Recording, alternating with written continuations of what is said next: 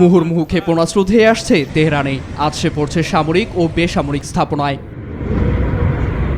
ইরানে যুক্তরাষ্ট্র ও ইসরায়েলের আগ্রাসনের চতুর্থ দিন। সর্বশেষ দেশটির তেহরান, শিল্পনগরী ইস্পাহান, দক্ষিণাঞ্চলের বুসেহার ও কারমেন প্রদেশে হামলা হয়। ক্ষতিগ্রস্ত সামরিক ও বেসামরিক সহ সাংস্কৃতিক স্থাপনা ও জাতিসংঘের ইউনেস্কো স্বীকৃত গোলেস্তান প্রাসাদও। 2 দফা হামলা হয়েছে তেহরানের পারমাণবিক কর্মসূচি কেন্দ্র নাতানজে। স্যাটেলাইট চিত্রে নজরে আসে ক্ষয়ক্ষতি। এছাড়া ইসলামিক রেভলিউশনারি গার্ড কর্পস, আইআরজিসির কমান্ড ও কন্ট্রোল সেন্টারে আঘাতের দাবিও করেছে ওয়াশিংটন।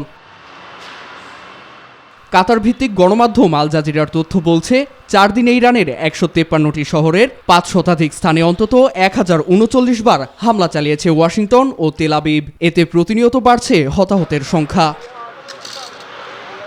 হাত গুটিয়ে বসে নেই তেহরানও, আতঙ্কের সাইরেন বাজছে ইসরায়েলে। ওদের স্বপ্ন পূরণে পাশে থাকতে পেরে আমরা গর্বিত। তেল আবিব, হাইফা সহ জেরুজালেমে আছড়ে পড়ছে ইরানি বিপ্লবীদের ব্যালিস্টিক ক্ষেপণাস্ত্র।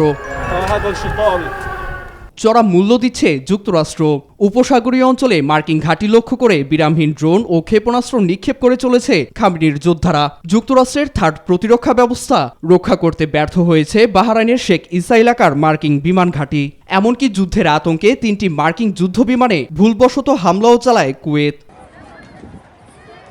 ইরানের রোশানলে পড়ছে সৌদি আরবের রিয়াদে মার্কিন দূতাবাস ও কাতারের জ্বালানি স্থাপনা। এসব হামলায় মার্কিন সেনাসহ বহু মানুষ হতাহতের তথ্য সামনে এসেছে।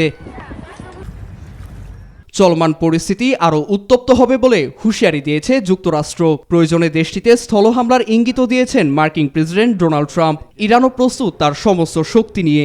এমন পরিস্থিতিতে যুদ্ধ কতদূর গড়াবে তা অনিশ্চিত। যুক্তরাষ্ট্র ও ইসরায়েল অবশ্য দম্ভ করে বলেছে, সংঘাত বেশি দিন দীর্ঘায়িত করতে চায় না তারা। নীরব দাস, নিউজ 24।